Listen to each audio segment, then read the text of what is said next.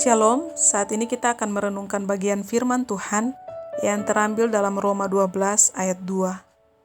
Begini bunyi firman Tuhan, "Janganlah kamu menjadi serupa dengan dunia ini, tetapi berubahlah oleh pembaharuan budimu, sehingga kamu dapat membedakan manakah kehendak Allah, apa yang baik yang berkenan kepada Allah, dan yang sempurna." Tema perenungan kita pada saat ini yaitu perubahan mindset.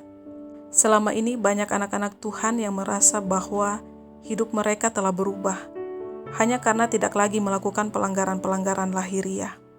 Dulu jarang ke gereja, sekarang rajin. Dulu suka clubbing, sekarang tidak. Dulu suka begadang, sekarang sebelum tengah malam sudah di rumah dan beristirahat. Mereka merasa oke lah, sudah lebih baik dengan perubahan perilaku itu. Tapi jika ditelusuri lebih lanjut, memang tingkah laku mereka sudah tidak melakukan pelanggaran-pelanggaran, tapi ternyata pikiran mereka masih melekat kepada keduniawian.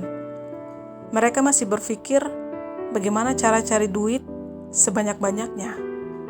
Bagaimana caranya bisa punya barang mewah, padahal di rumah sudah berjajar rapi barang-barang mewah.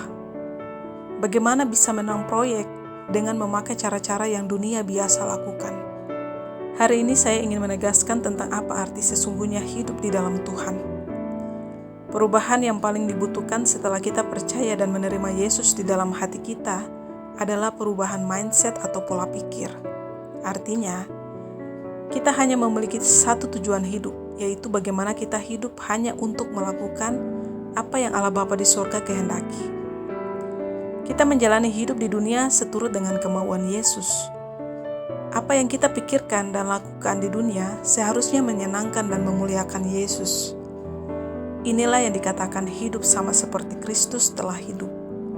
Perubahan hidup diawali dengan perubahan pola pikir kita. Mindset kita disetel ulang dengan menetapkan tujuan baru di dalam hidup sekarang, yaitu kita hidup bertujuan untuk kepentingan Tuhan semata. Seperti yang dikatakan Rasul Paulus, karena bagiku hidup adalah Kristus. Filipi 1 ayat 21. Jadi sebetulnya tidak perlu lagi bertanya-tanya, clubbing itu dosa gak sih? Makan gorengan itu sehat gak sih? Merokok itu berkenan di hati Tuhan gak sih? Cobalah menempatkan Tuhan Yesus di dalam hati dan pikiran kita. Saat kita rela pola pikir kita diubahkan olehnya, niscaya dunia di sekeliling kita pun akan turut berubah.